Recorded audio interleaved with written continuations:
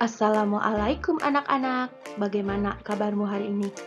Mudah-mudahan kalian dalam keadaan sehat dan tetap semangat mengikuti pembelajaran. Hari ini kita akan belajar tema 6, panas dan perpindahannya, subtema 3, pengaruh kalor terhadap kehidupan, pembelajaran kelima.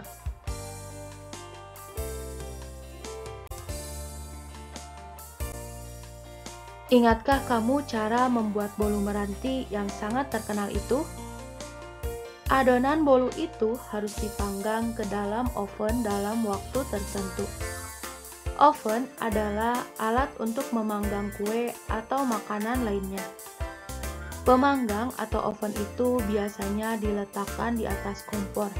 Ada juga oven listrik yang menggunakan listrik sebagai sumber energi.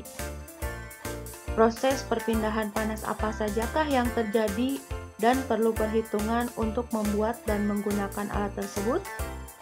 Untuk mengetahuinya, yuk simak pemaparan berikut. Bahan konduktor dan isolator di sekitar kita. Barang-barang dalam kehidupan sehari-hari banyak yang memanfaatkan sifat benda sebagai konduktor atau isolator. Benda apakah itu? Selimut dan panci merupakan benda yang memanfaatkan sifat itu. Bagaimana cara kerja selimut? Selimut memerangkap udara. Udara adalah isolator sehingga tidak menghantarkan panas yang keluar dari tubuhmu. Dengan demikian, badanmu tetap terasa hangat. Jaket dan sarung tangan wol memiliki cara kerja yang sama, yaitu untuk memerangkap udara agar badan tetap hangat dan tidak kedinginan.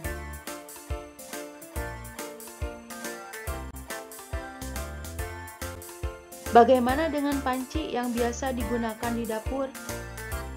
Panci terbuat dari bahan logam, misalnya aluminium.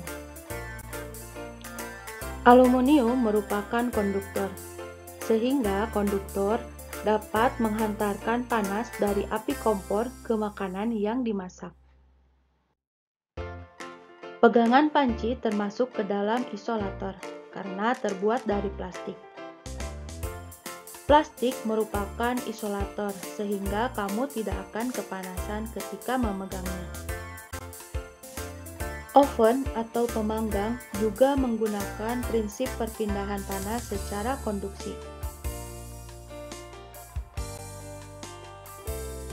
Dengan menggunakan bahan konduktor seperti aluminium, diharapkan panas dari sumber panas seperti kompor tidak keluar, sehingga panas tersebut dapat mematangkan kue atau masakan yang dipanggang. Pemanggang biasanya berbentuk kotak dan tertutup. Bentuk yang tertutup ini ingin menghasilkan panas atau mematangkan makanan secara merata. Mesin mobil dan motor terbuat dari bahan yang dapat menghantarkan panas.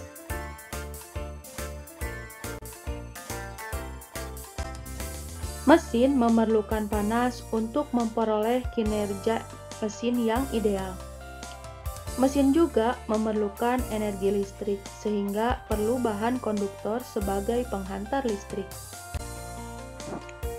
Kamu tentu memiliki setrika di rumah. Dahulu, ketika listrik belum banyak digunakan, masyarakat menggunakan bara arang sebagai sumber panas. Arang hitam dibakar terlebih dahulu, setelah menjadi bara, baru kemudian dimasukkan ke dalam setrika. Setrika ditutup dengan pegangan yang terbuat dari kayu. Biasanya, setrika arang ini terbuat dari tembaga yang berat. Berbeda dengan setrika listrik yang digunakan saat ini. Sumber panas berasal dari aliran listrik yang memanaskan kumparan di bagian bawah setrika. Agar panasnya sampai dari kabel listrik ke pakaian, maka pada alas atau bagian bawah setrika dibuat dari bahan logam. Sedangkan bagian pegangan setrika terbuat dari plastik yang bersifat isolator. Tahukah kamu apa yang dimaksud dengan gambar cerita? Gambar cerita adalah gambar yang menunjukkan kegiatan orang-orang atau binatang-binatang dalam suatu peristiwa.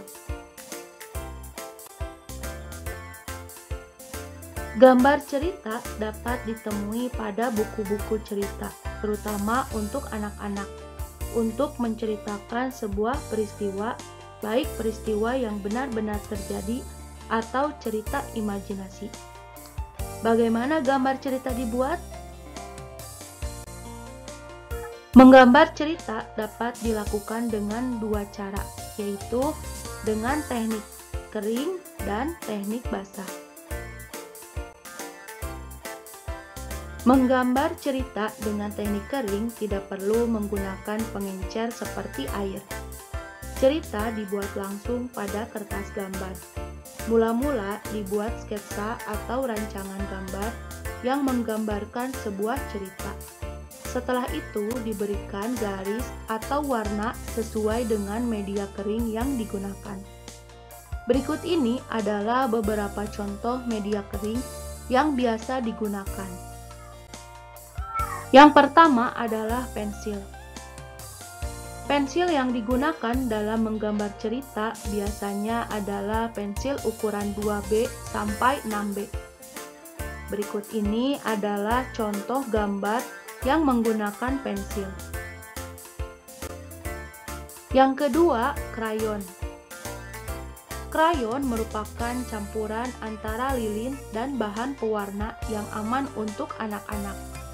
Krayon digunakan untuk menggambar cerita yang memerlukan variasi warna. Berikut ini adalah contoh menggambar menggunakan krayon. Yang ketiga, pulpen atau spidol. Pulpen atau spidol juga digunakan untuk menggambar cerita dengan karakter yang tegas pada garis-garis. Berikut ini adalah contoh gambar menggunakan pulpen atau spidol. Teknik basah. Media yang digunakan untuk teknik basah antara lain cat air, tinta, atau media lain yang memerlukan air sebagai pengencer. Cerita dibuat dengan cara membuat sketsa pada bidang gambar 2 dimensi berupa kertas. Setelah itu baru diberi warna sesuai dengan media basah yang sudah ditentukan. Teknik basah memerlukan beberapa alat dan bahan seperti cat air, cat poster, tinta bak atau tinta Cina, berbagai jenis kuas, dan palet cat air.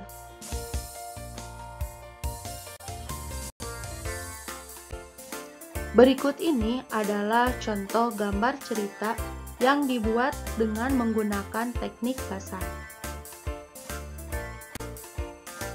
Sekarang kita akan belajar menyelesaikan kubus melalui soal cerita.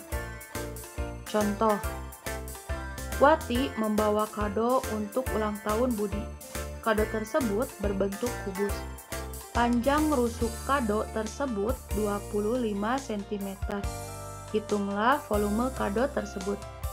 Untuk memudahkan penyelesaiannya, kita uraikan terlebih dahulu. Diketahui panjang rusuk kado 25 cm. Ditanyakan, hitunglah volume kado tersebut. Sekarang kita akan jawab. Langkah pertama yang harus kamu lakukan adalah menuliskan rumus volume kubus, yaitu V sama dengan sisi kali sisi kali sisi. Setelah itu, kamu substitusikan ke dalam rumus tersebut, yang mana 25 dikali 25 dikali 25.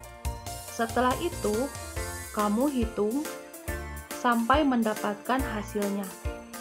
Nah, hasil dari 25 kali 25 dikali 25 adalah 15.625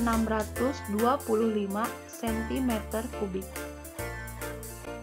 Jadi, volume kado tersebut adalah 15.625 cm3. Alhamdulillah, pembelajaran hari ini sudah selesai. Jangan lupa like dan subscribe. Assalamualaikum warahmatullahi wabarakatuh.